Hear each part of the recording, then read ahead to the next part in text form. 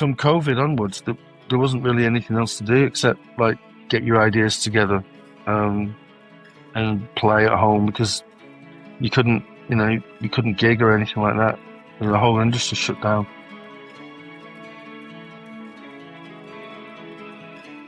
So we can actually like build a life together and stuff. Maybe then I'll feel like I'm finally home, finally found home. But I've never really found it. I've been bouncing around all over the place: Germany, England, United States, Europe. I've just been living all over the place. Hello, everyone. This is W, host of the High Art on the Edge page, host of this feature known as Surprise Cast. Today we have a very special guest joining me inside the studio. His name is Vox, lead singer and bassist for the legendary goth rock alternative post-punk band Chameleons. Let us welcome him. Hello, my friend. How are you doing today? I'm good. I'm pretty good. I've just come back off a really great week of vacation with my fiance in Bucharest. I just got back a couple of days ago, so I'm feeling really good. Thank you.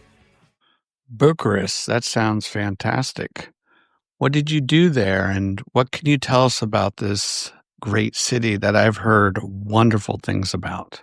I enjoyed, obviously, the time that we got to devote to each other, Ina and I, because we both live very busy lives, and it's quite difficult to get some time with no distractions.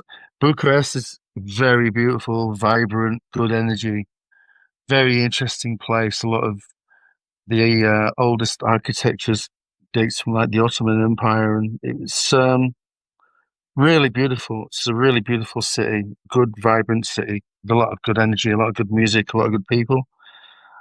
And we got the weather. We got beautiful weather. So yeah, it was good. It was really enjoyable. I recommend Bucharest if you've never been. It's really cool. In capital of Romania.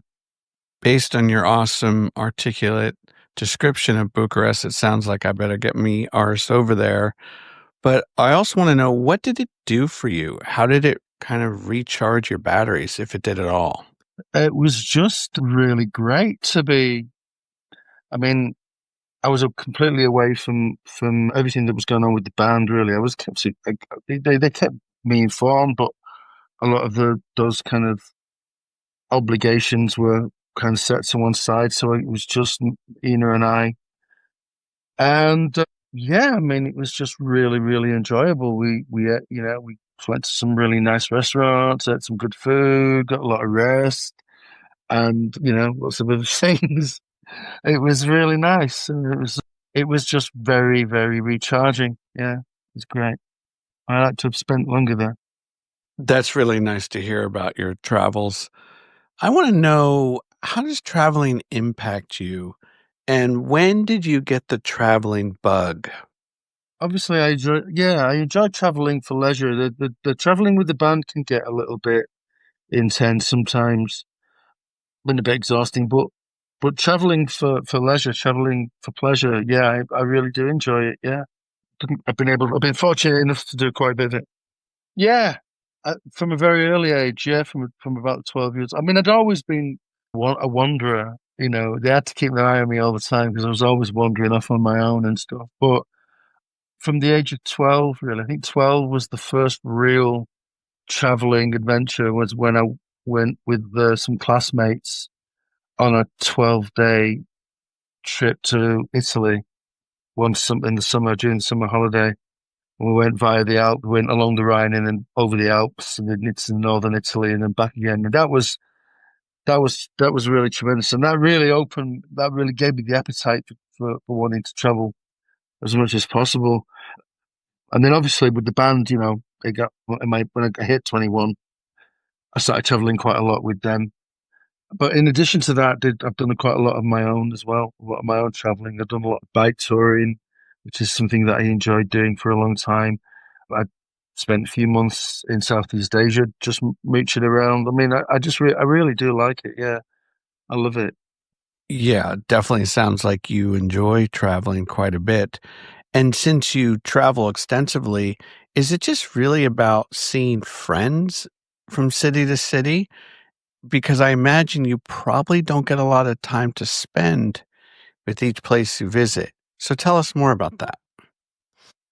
Certainly places where I've got a lot of friends, like San Francisco, for example, I've got a lot of friends there. I have a lot of friends in San Francisco, so I'm always excited to go through there. We always have a really good time, away from the stage when I go there because it's really great to see them and I get to see them rarely.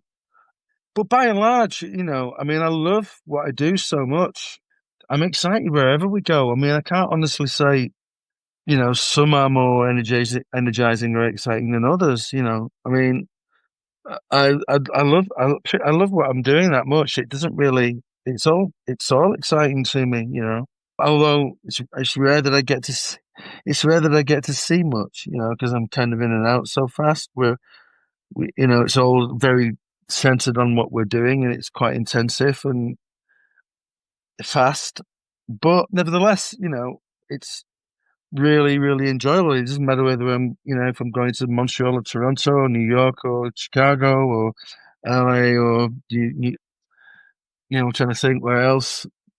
I love it I love the Pacific Northwest. I love it up in Seattle, Portland, and yeah, it's just I love everywhere we go. It's great, and of course Europe is, especially we get to go on a regular basis to cities like Paris, Berlin, and Amsterdam. It's really exciting. It's always exciting, but well, I have a lot of friends that dotted around there. So when I'm able to look up friends that I haven't seen in a while, I get particularly excited about that. Since you do so much traveling, Vox, tell us the difference between traveling now versus traveling in the 80s with the band. Easier or harder? It was, yeah. I mean, it's more accessible now. Obviously, it's more. Well, it was. I mean, in the 80s, it wasn't so easy to jet around. That's for sure. It was much more expensive, and you needed visas for half the time. But in the 80s, we'd need we'd need visas for even a lot of the European countries to stay for any length of time. And then when we joined the EU, obviously with Europe it got easier. And then with the advent of cheaper flights, you were able to get further afield, to like Thailand and places like that. So, but now it's kind of swinging the other way now. Now it's becoming kind of a little problematic again with the restrictions on the freedom of movement that we've seen over the last, 5, 6, 7 years. It's quite worrying, really, and I find that a bit depressing. Now that I'm especially with Europe, I'm restricted to this kind of 90-day thing that I used to have in the United States before I became a resident in the United States. It was the same. I'd have to visit on Nesta when I wasn't actually working and get work permits when I was. It's all the bureaucracies kind of getting in the way of it, yeah. So I think it was kind of tricky, and then it got really, really easy, and now it's going back to being sort of tricky again. And the other thing is time as well. You need time for it, and I've been working so much this last 3 years. There's barely been any time to do any kind of leisure traveling much. Due to the extensive traveling that you do with the band, can you tell us about the lack of sleep that you get, or how do you find time to catch up on your sleep? I mean, I need a lot more sleep than I used to. That's for sure. It's nice when the last couple of tours we've been able to when we go to the United States where the distances are kind of noticeably like longer. Like it's not uncommon to have like 6, 7, 8 hour drives between shows.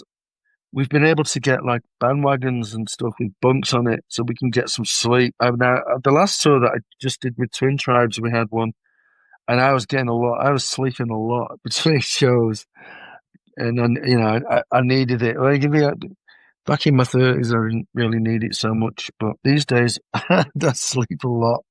Read, just lie in my bunk reading and sleeping and reading, and that's it really. And playing and performing, and Yeah, I need that these days. I need a lot of rest these days. It's the traveling is the most tiring aspect of it. Yeah.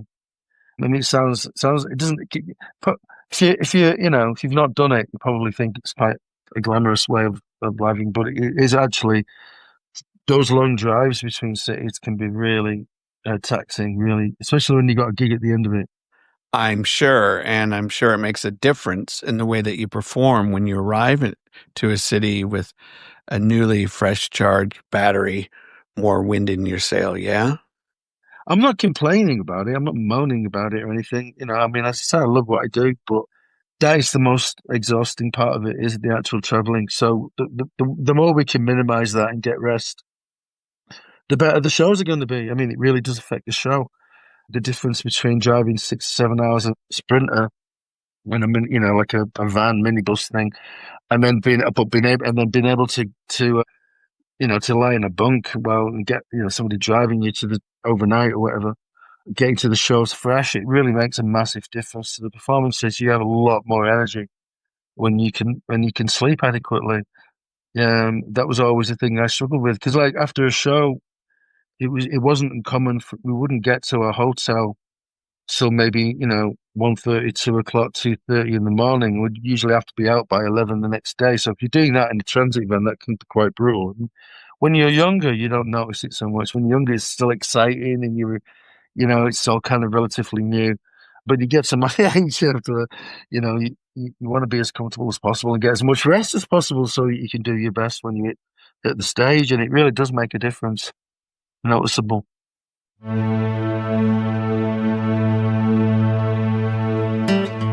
Thank you for listening to this special podcast with Vox. I wanted to share something with you. Back in 1987, on a chilly November day, an unexpected musical discovery transformed my life in the most delightful manner. I was with a close friend gearing up for our usual basketball fun after school at the local church parking lot. As always, I anticipated being outmaneuvered by his on-court trickeries. Yet, before we headed out, I hatched a plan. I grabbed my Maxwell cassette tape, intending to capture the afternoon show on Live 105, hosted by the legendary Steve Masters. Knowing I would be absent, I entrusted my brother with the crucial task to flip the tape over after 45 minutes and hit record. Amazingly, he came through. But why was this so significant? Upon returning home after our basketball fun, I couldn't wait to listen to the mixtape I had orchestrated. As I navigated through the songs, a particular track caught my attention. Chameleons' Swamp Thing, with its chiming guitar licks and boot-stomping drum beat, electrified me. The sound was fresh, exciting, and full of verve. It was as if the music had filled the room with an infectious energy that made my feet dance across the coffee-brown floor. This powerful song gave me an inexplicable sense of confidence, as if I could conquer anything in the world. I found myself rewinding and replaying the song multiple times before joining my family for dinner that evening. The tune felt like a slam dunk of sound, leaving me with more bounce in my step. It was a musical revelation that would continue to resonate with me for the next 38 years.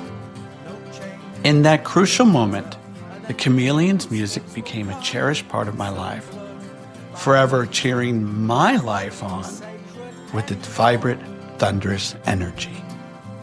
Now let's get back to my conversation with Vox. You're still staring down at the floor. So with all the traveling you do, where do you call home? What is home to you? I never found it. I have never really found it. I've always moved on after a couple of years. I think the longest time I spent from where I grew up I was in Hamburg for about 7 or 8 years. And that's the closest that I got. And even that wasn't, I didn't really feel 100%. I'm still looking for that place. For me, it's you get to a place where you think, right, yeah, I'm happy if I never leave this place. I can quite happily just like stay here and die here. It's like there, but I haven't found it yet. I mean, I just got engaged recently, and I think I'm going to be probably looking towards moving to Berlin to be with Ina, to be closer to Ina, and so we can actually like build a life together and stuff. Maybe then I'll feel like I'm finally home, finally found home. But I've never really found it. I've been bouncing around all over the place: Germany, England, United States, Europe. I've just been living all over the place. Well, if I'm hearing you correctly, Vox, what you're saying is it doesn't matter where you are in the world, you're going to draw inspiration from that specific place at that specific time. Yeah. It doesn't really matter where I am. I mean, that's why I can do it. So why I can embrace something new like that. Like if I ended up living in the United States and ended up living in, I'd spent like long periods there, but I was actually living there as a resident. And I did a lot of the writing for Arctic Moon there. Got my contributions, I should say, to it. It doesn't really matter to me where I am. It doesn't. It really doesn't matter. I can write and let those ideas flow and be inspired wherever I am in the world. It doesn't affect me at all. You know, I think that's the reason why I can move around so easily because I just do what I do, no matter where I am. It doesn't matter to me. What an amazing skill to have, Vox, to be able to acclimate or adapt anywhere in the world. I did want to ask you this. Does Manchester, England feel like home to you? And if so, or if not, why? No, it doesn't really feel like home. It feels familiar and close. I feel close to it. Obviously, I mean, I grew up here, so I have that connection to it. But it's never really felt like home for me. No, to be quite honest with you.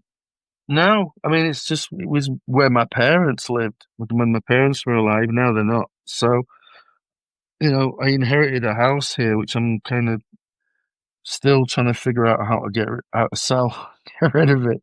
'Cause I don't want to live in it really. But yeah, obviously I have a connection to it. I have a connection. I was a big football fan, so that was the thing that I had in common with my father. The only thing I think I had in common with my father. So I feel very close to my father, when I go and watch the lads, when I go and watch City. But no, it doesn't, it just feels like a really fun place. I have the same sort of feeling when I play in Hamburg because I lived in Hamburg for quite a long time. I have an emotional connection to it, but it's not really home. It's kind of somewhere in that grey area of, it's a place that I love to be, where I've spent a lot of time. So I feel that connection to it, but I wouldn't say that it's home. And we have those kinds of, we have those kinds of reactions all over the place now. And the shows in Manchester have been Christmas traditionally in the past. And those audiences have been made up from people coming from all over the place, not just from Manchester. So yeah, I mean, obviously they'll always have a special connection with Manchester, and I have a lot of friends here and stuff. But I wouldn't say it's home. No, it never really felt that way. Speaking of home, Vox, let's talk about your mother. What kind of influence did she have on your life? How did she impact you? What skills, what passions, hobbies did you pick up along the way? My mother she gave me the love of books and because I was really an avid reader from a very early age. As one of the first couple of kids in my class to actually get into the library, to be able to be granted access to the school library very young. And when she saw that I loved to read, she really encouraged that. So I got, it was my mother that introduced me to a lot of fiction that she'd enjoyed, and it led to me reading, like Robert Heinlein and Ian Fleming at a very, very young age, like 10 or 11, 12 years old. And then she got me my library tickets, the public library. So, I mean, she was a big influence on me in that way. I really got into literature really through my mother and penmanship as well. She had beautiful handwriting, so I was always trying to emulate. Yeah, she ended up doing calligraphy. She did calligraphy for a while. But I would never that. I'd never be able to do that. But yeah, her penmanship was remarkable. It's a really really beautiful handwriting, uh, and she did a lot of watercolor painting and stuff like that. So I kind of got into it from that, more artistic. I think my creativity and everything really came more from my mother. She definitely sounds like an amazing woman. And what about your father? What did you acquire from him? What did he bring to your life?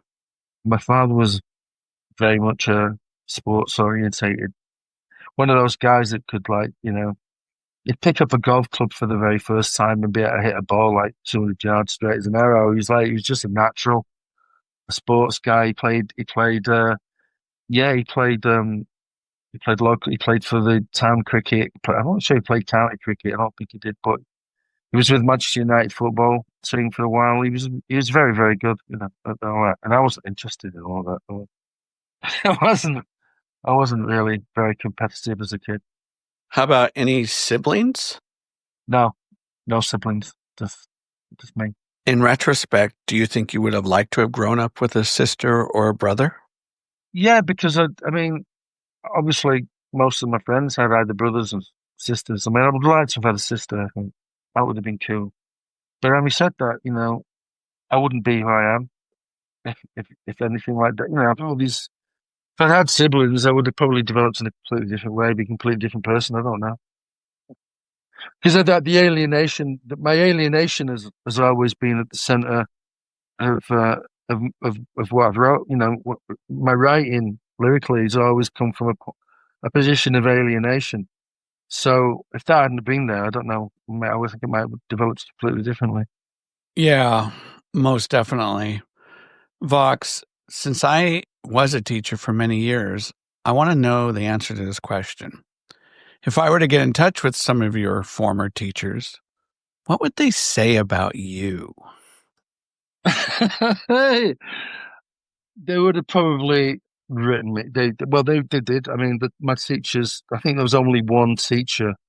Her name was Miss Entwistle. Although I can't remember, that was his maiden name. She got married, but I can't remember what her married name became.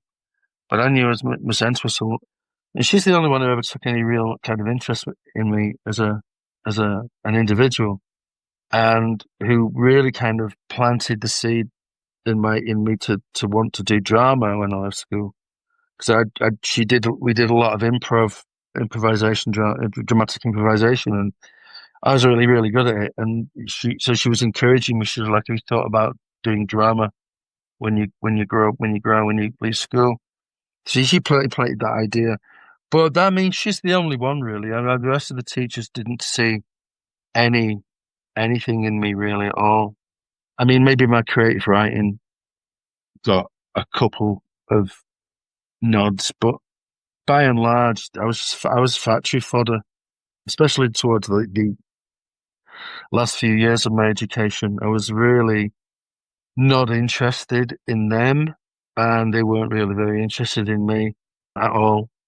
None of them really inspired me at all, apart from her. She was primary school, so I'd be about 8 or 9, going on for 10 years old when Miss Entwistle taught me. But then when I left that school got to the bigger school, the high school and whatnot, it was a bit of a disaster, really.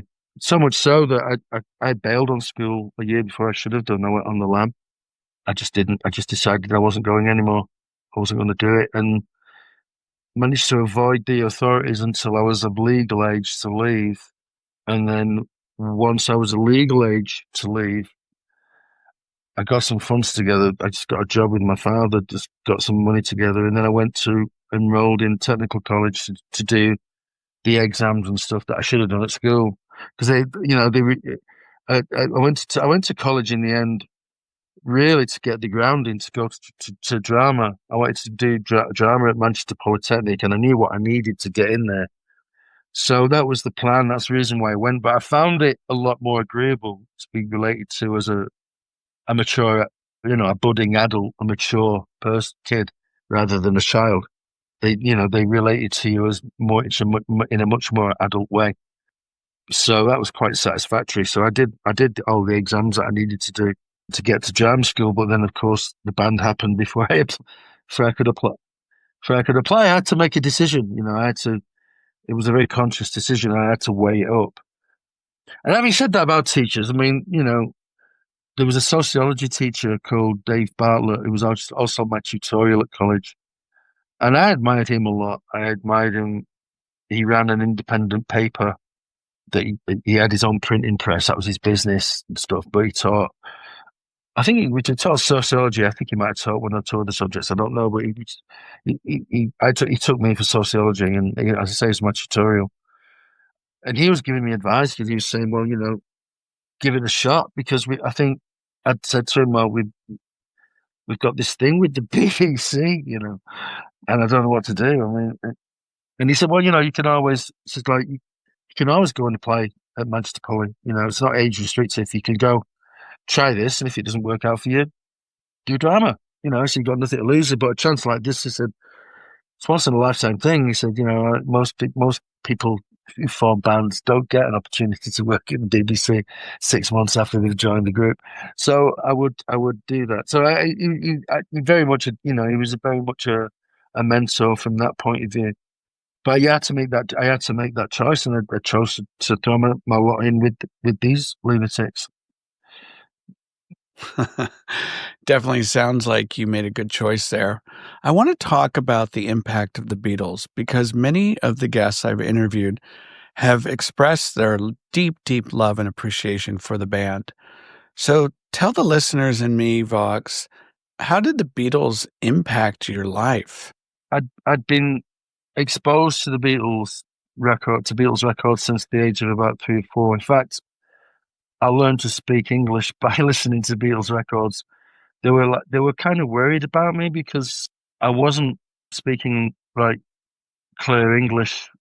I wasn't speaking English at all until about the age of 3, 4, and they thought there might have been something not working right. And then a young student at the kindergarten where I was hit upon the idea of playing me because it was 1964 Beatlemania. She was a trainee. I think she was 18. And she hit on the idea of playing me Beatles records to, try to teach me to sing. And then I learned to sing. That's how I began, my speech development started kicking in after that. So I'd been singing Beatles, but when I didn't have a record player at the time. I didn't get a record player till I was about 7 or 8. So I'd go down to my grandmother's, and she had a gramophone. She had an old, like, Grundig gramophone. It was a piece of furniture, really, and you opened it up. There was an old valve turntable, and the 2 youngest brothers of my father, the twins, Michael and Paul, had been buying a lot of records. So there's a lot of Beatles records there. So I was playing them, and that's when I heard. I think it was about 7 when I heard "I Am the Walrus." And that just blew my mind, man. I just absolutely blew my mind. I'd never heard anything like it. I mean, I'd listened to the Beatles, and so even to this day, my favorite Beatles period is Hamburg Beatles, when they were like a punk band. That's my favorite period of Beatles. But having said that, I heard that record, and that was just, it sounded like it had come from a different planet altogether. So that really opened me up, in a lot of ways to a more surreal kind of slant. Yeah. So by the time I first heard Doors and things like that, I was more kind of ready for it, you know. Although I was never really a big blues fan. It's funny that, you know, like my big record when I was 13 was Electric Warrior, and that's a very bluesy album. But I'm not a great fan of the blues as such. I didn't really get into the blues, but that's a very bluesy record, Electric Warrior was to this day, it's one of my favorite albums. I mean, I think I've got about 7 different copies of it, various formats, and remastered and redone, and CD box sets and gatefold sleeves and all that stuff. Yeah, and I was listening to because I was listening to John Peel very early. And I was listening to Peel when he was on Caroline, and I remember Tyrannosaurus Rex and all that stuff that he used to play, that weird kind of wobbly voice Mark Bolan had. So yeah, I mean, but that was the thing for me. I think was I Am the Walrus. I just used to play that record over and over and over and over again. I couldn't I couldn't believe how good it was and how a strange piece of pop music that is. By any chance, did you become friends with John? And what kind of conversations did you have with him?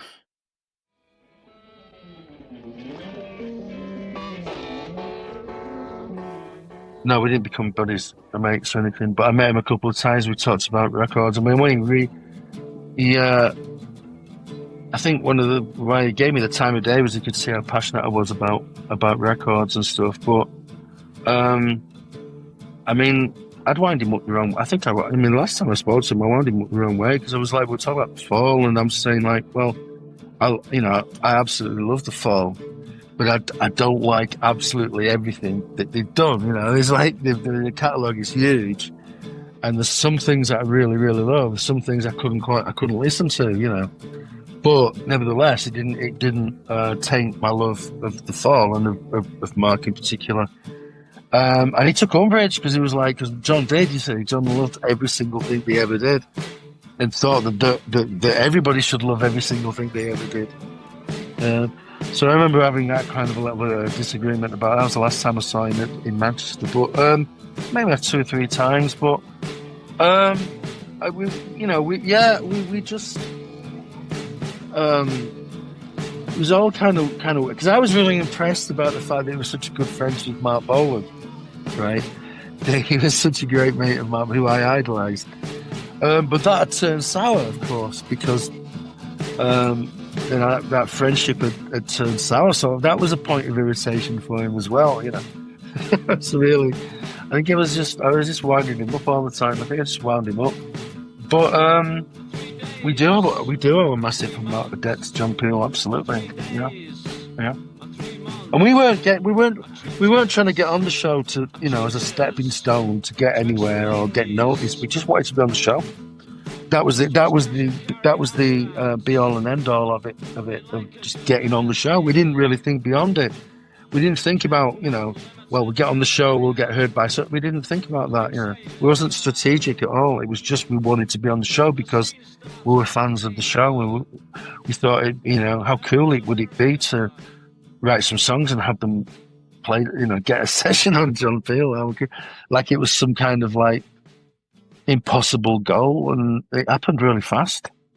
Yeah. I sure do love that insight. Thank you for sharing. How would you describe John Peel's impact on the musical landscape? I know it's pretty vast and wide and lingering, yeah? They loved discovering raw diamond and then see how it got polished. He loved to be the one that discovered it. He loved that. And that's why it was such a diverse show. When you listen to it again, a lot of the stuff you might not like what you're playing, and suddenly he'll play something amazing. And the fact that he went gaga over our stuff was unbelievable to us. We didn't even know because he started plugging us the night before the session went out, and we didn't even know he was talking about us. We were like, God, they sound good, don't they? I wonder who they are. We'll have to make sure we know. And then we didn't even realize he was talking about us because we didn't have a name when we got the session. We didn't actually have a name. He's like, you better think of a name really quick, So yeah, right. So we didn't actually have a name. So we didn't, he said, oh, these guys came and they, and we honestly did not initially make the connection that he was talking about us. So getting everybody said to make sure you don't miss the program tomorrow night. Yeah. But we had to listen to, we had to, because the BBC wouldn't give us a copy of it when we did it. They were like, we thought we'd get cassettes. We thought we'd get a cassette of it when we did it. No. It's exclusive. It's a BBC. We're paying for this. So you're going to have to wait. You're going to have to listen to it on the radio like everybody else. So we were there with our little tape recorders, having to tape it off the radio like most people did, our own stuff. But we were really impressed with how it sat because I think, he was playing some really decent stuff. He was playing Banshees that night, and I think he played some stuff by The Cure and various other contemporary kind of bands. And I was really jumped out of the speakers. It really jumped out of the radio. So we were very happy with how it sat, and didn't really think much about it until the next day when the phone started ringing and our fucking lives changed completely. And I was like, our lives got turned up completely upside down and was on this roller coaster, 10 years of up and down on this roller coaster as a result. Okay, and how many sessions did you do for John Peel? Yeah. I think we did 3 Peel sessions all in all. And then we did some that engineered by Mike Robinson for Kid Jensen and Dennis Long, and there's a whole load of them. All right, Vox, here's another question for you. How did time, nature, and or art inspire ideas for the new album Arctic Moon? Well, time, because from COVID onwards, there wasn't really anything else to do except like get your ideas together and play at home because you couldn't, we couldn't gig or anything like that. The whole industry shut down. So we have loads of time, and I mean, I always accumulate ideas, whether they're on a guitar or whether they're just me singing into my recorder or whatever it is. I'm always getting ideas and writing shit down and thinking about things and things like that.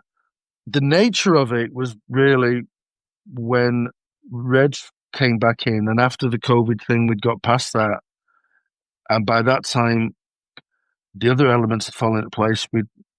Todd had joined us on drums. Stephen who was the drummer in Chameleons, moved over to guitar, where I felt he was a lot stronger.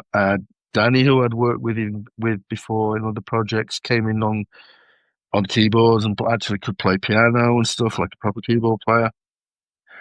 That's when it started to kind of evolve, and our producer, who's also our manager, Christoph Bride, was pushing us to get into the studio and start. And I was a bit reticent at first because all the ideas that I were coming up with, I couldn't hear them as chameleon type things. I was thinking, where does this going to fit? With what we'd done.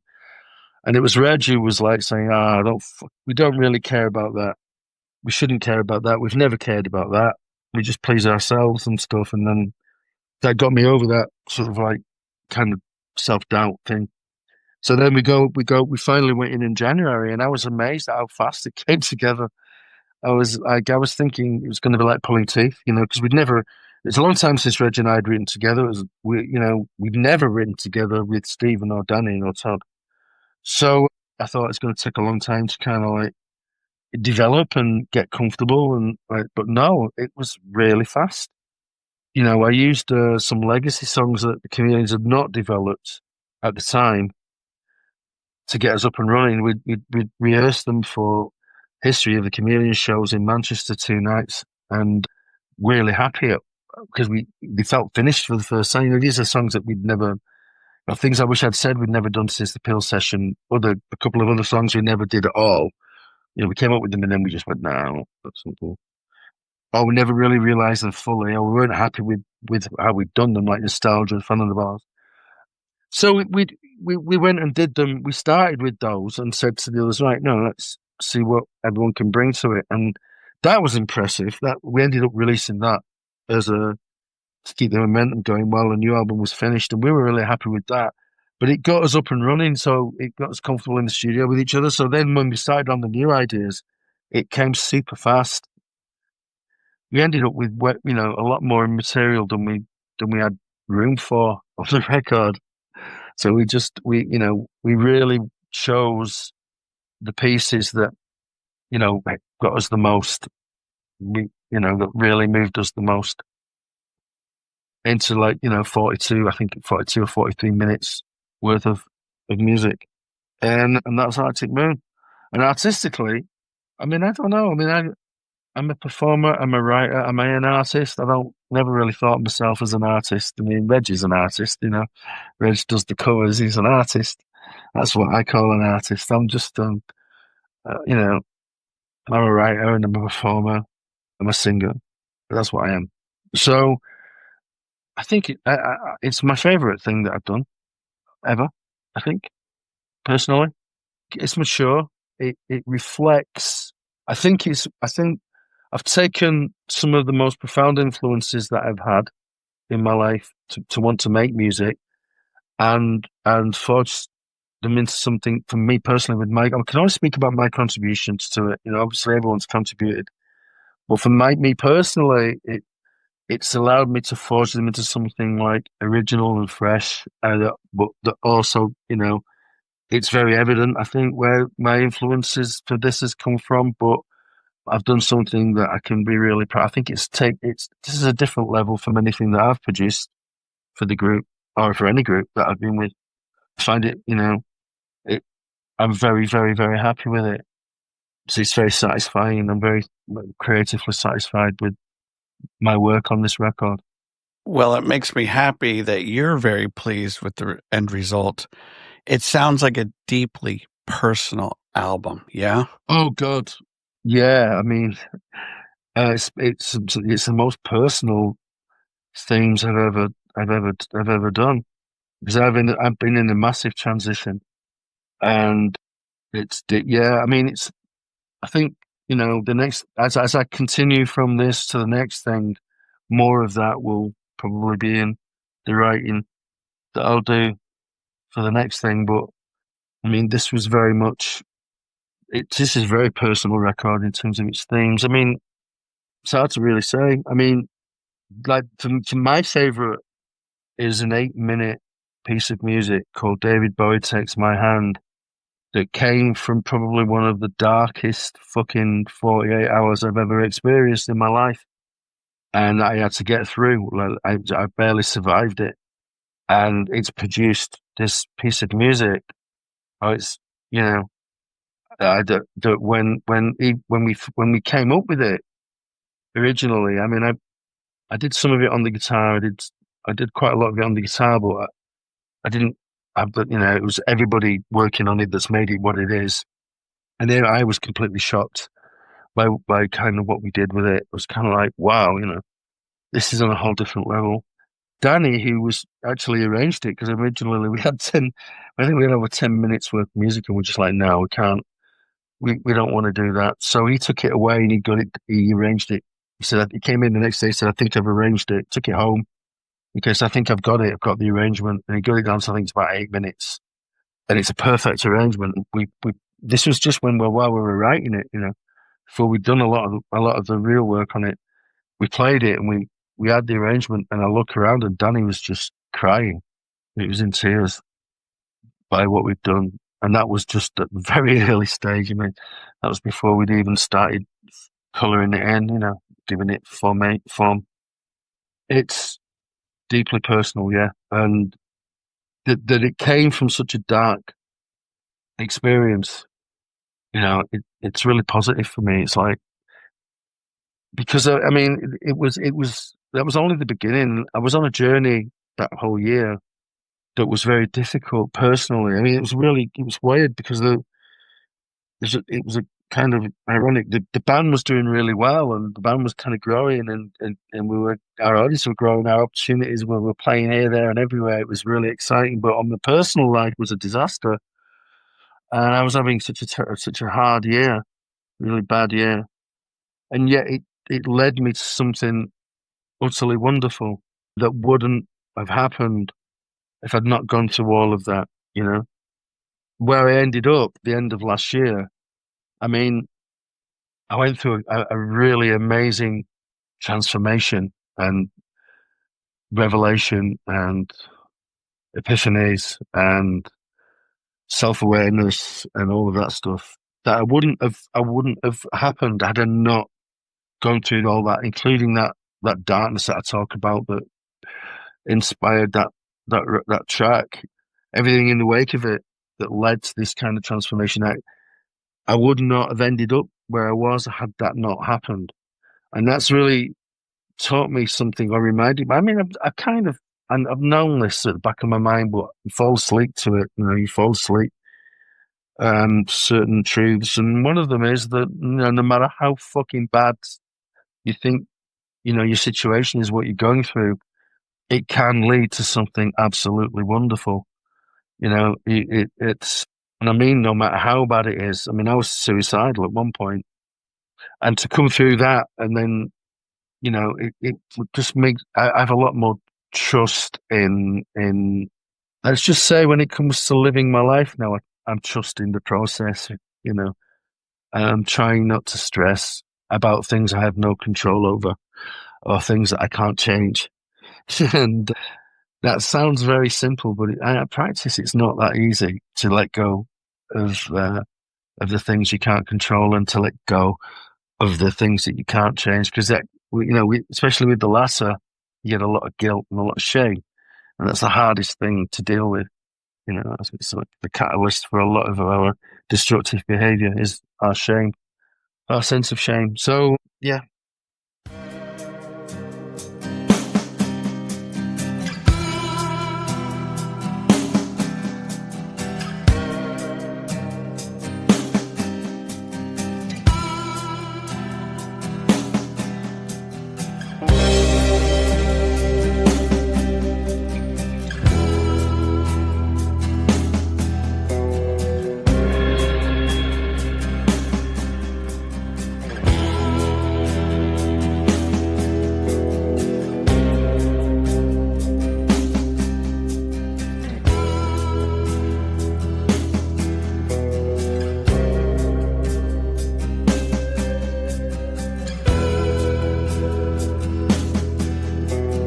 Washroom walls of whiteness surround me. My fear has found me on the floor, somewhere near. I can hear light. But I don't know how it's going to go down. I mean, it's not that it matters to me. I'm really, really happy and proud of what we've done, but I don't know how the reaction is going to be to it. Not if people will, will it resonate with people? I don't know, but I'm definitely hearing that you were feeling quite vulnerable, but open to that idea. vulnerability, showing that's a part, it's part of your authenticity, I think. And this is, the first, as the closest I've ever been to absolute authenticity. Because I've always, like most people, our traumas and stuff cause us to mask ourselves. We had all these different masks, so we have these different triggers and all of that stuff. And I went through a process of purging all of that, and trying to get to my authentic, to be authentic. And I think to be authentic is an act of courage. To be authentically who you are, to be who you are without any, guilt or shame or anything. It's who you are, and be honest. And self-love is obviously, I never really understood what that meant before, and now I completely understand what it means. And I understand that if you're not capable of self-love, then you're not capable of loving anyone else.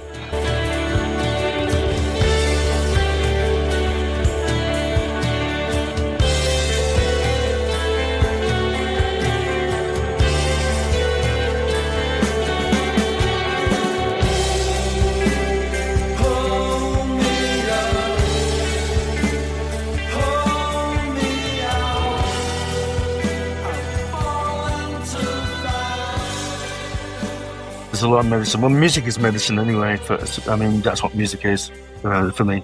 Music is medicine. Just because I don't get anything from a piece of music, it's medicine for someone. It just means that it's not medicine. It's just not meant for me. It's meant for somebody else, or it's meant for other people, or whatever. It doesn't matter whether you're talking about, holiday hits, that you see here in Spain or wherever it is. It's medicine, and it's all medicine meant for different people. And all our music has been medicine for a lot of people. It's been medicine for me as well now, because I think that I understand that better than I ever understood it before.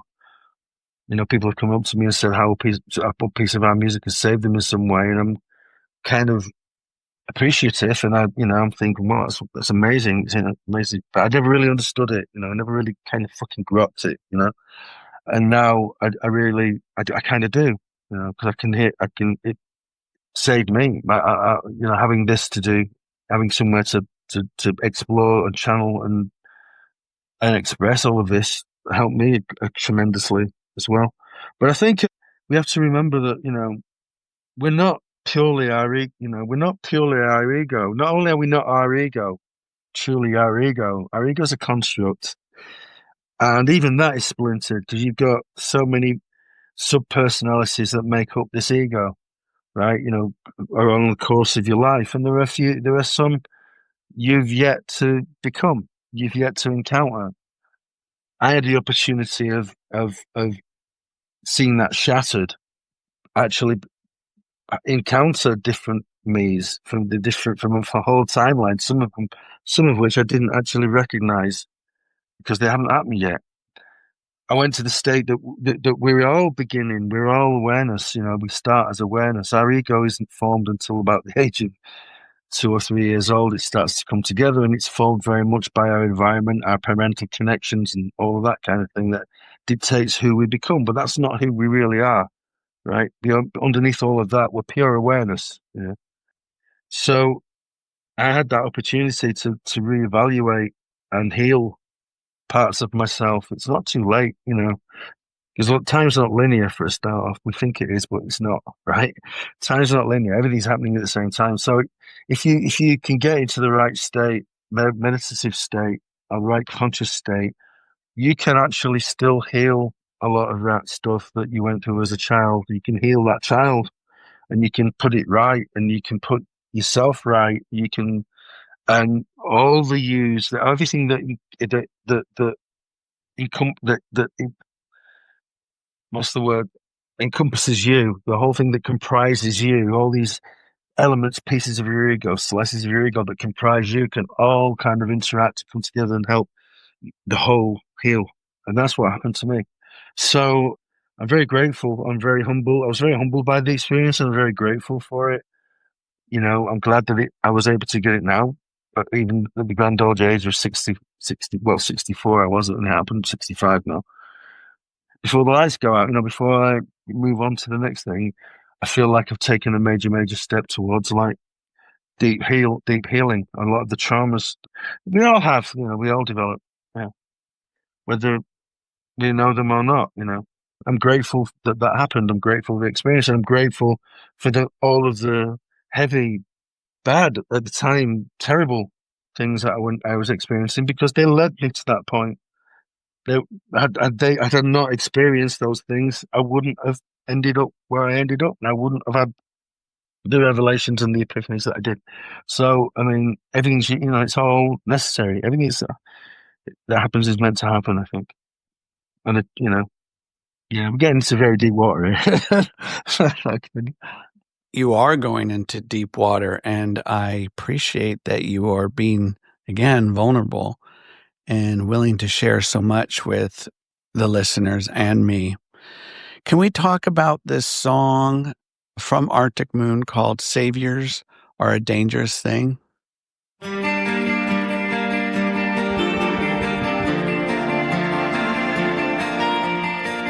he comes now.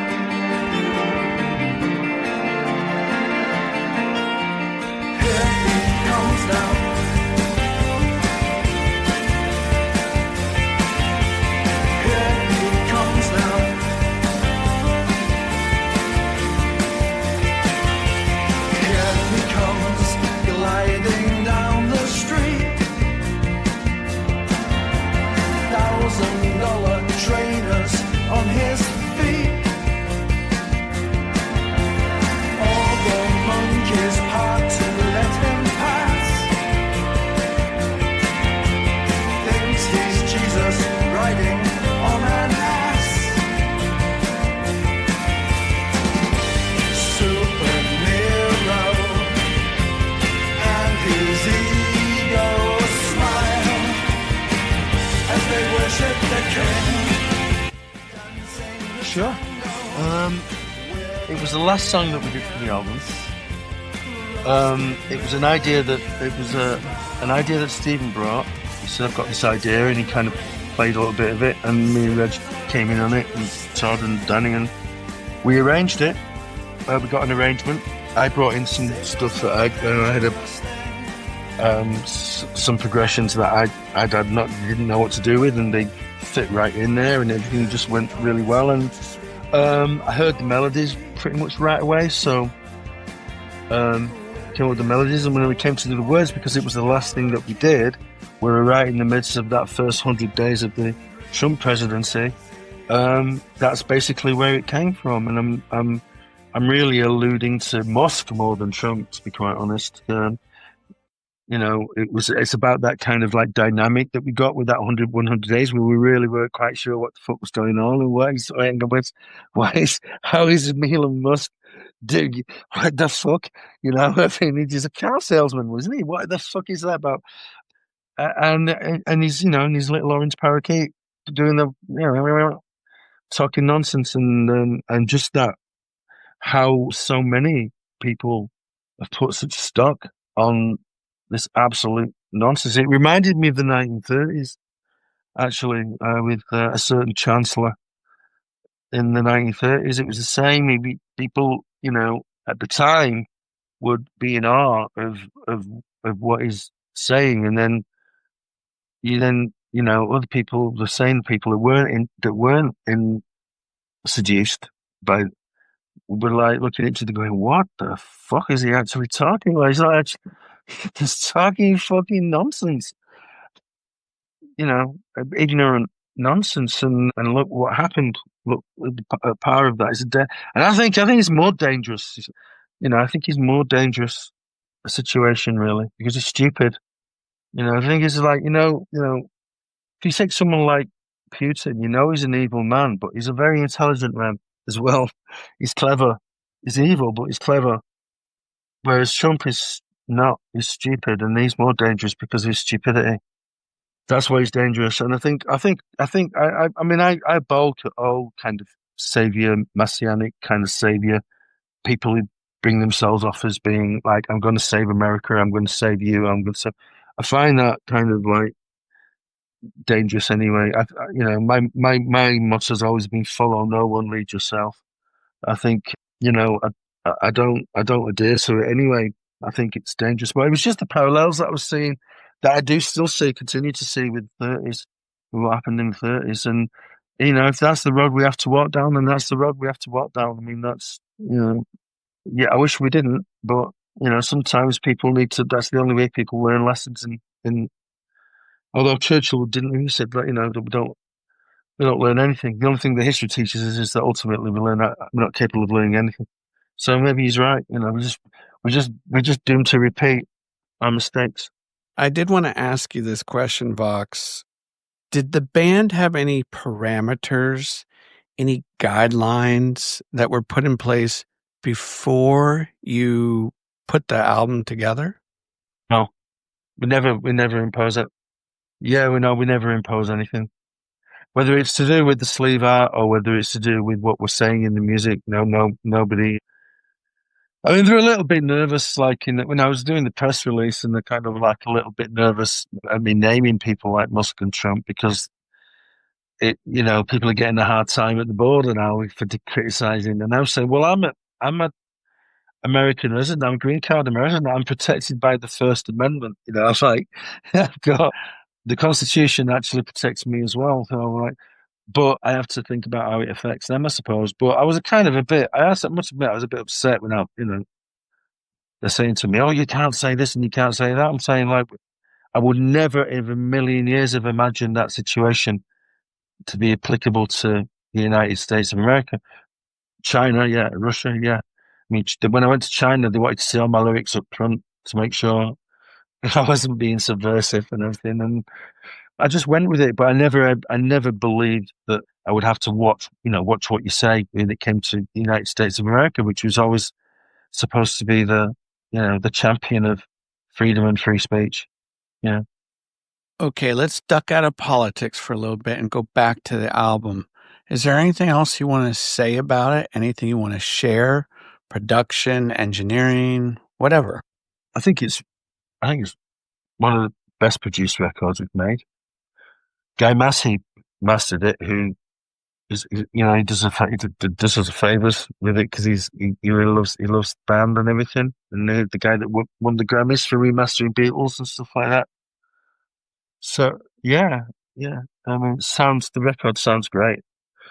We're very much. Are we still think in terms of records rather than CDs and digital? So that's why it's a 7 track and it's only 42 minutes because if we go over 42 minutes, the quality starts to go down. And everyone was, I remember the script of the bridge was an hour long, and that was quiet. It was, the pressing was so quiet and not very good fidelity. And I was able to put that right some years later with Guy Massey when we did it on two, ran it over 4 sides rather than 2 sides, and it made a big difference.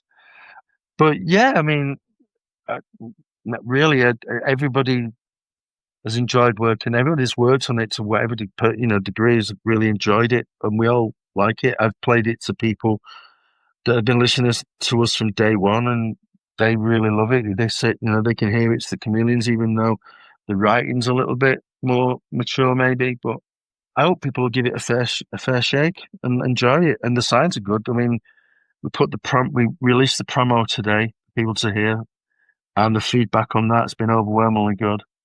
So we've been getting a lot of feedback from the fans and stuff, and they all seem to love it. So fingers crossed they'll like this.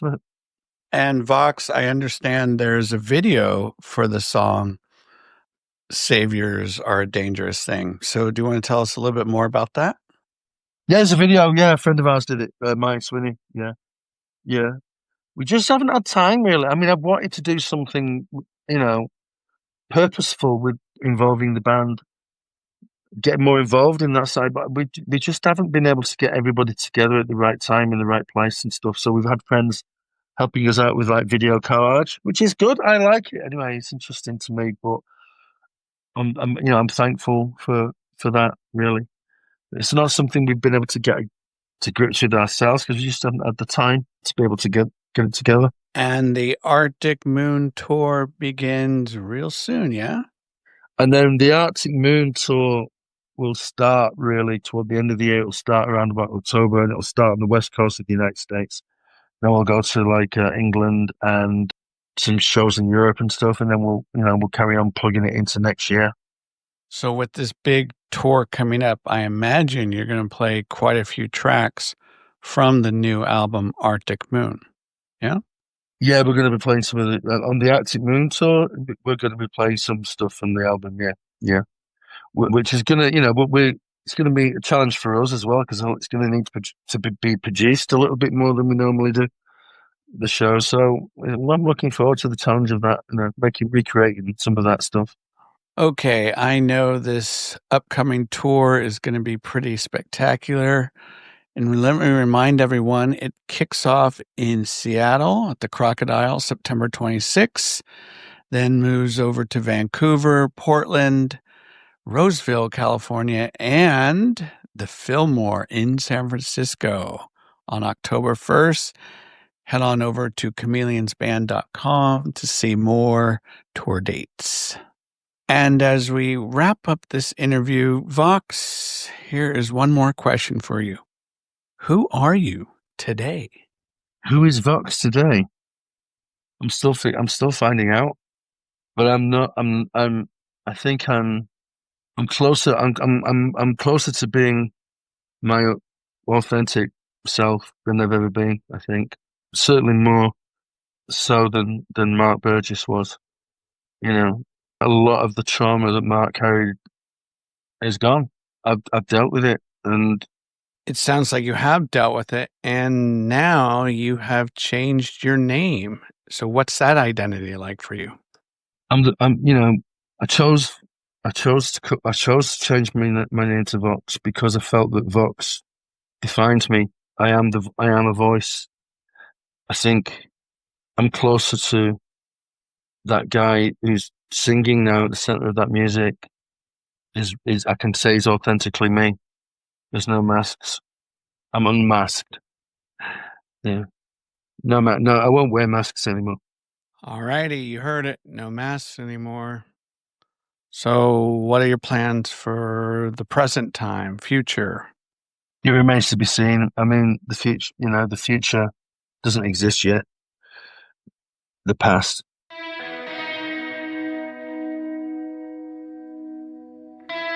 And I mean, very much like I exist in the moment now. You know, I tried to stick by that mantra that I was kind of given.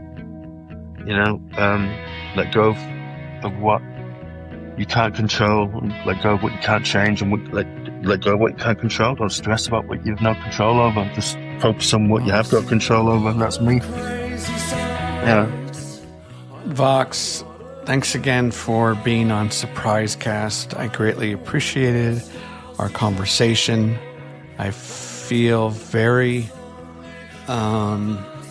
honored that you would share and divulge so much about your personal life and providing some wonderful, sharp insights into the music industry and everything that you've experienced. I know this upcoming tour is going to be fantastic. And again, it kicks off in late September in Seattle. And everyone, you can check out the brand new album, Arctic Moon. It is fabulous. You will enjoy it.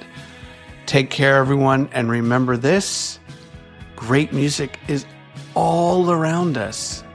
All you have to do is keep your ears open. Ciao.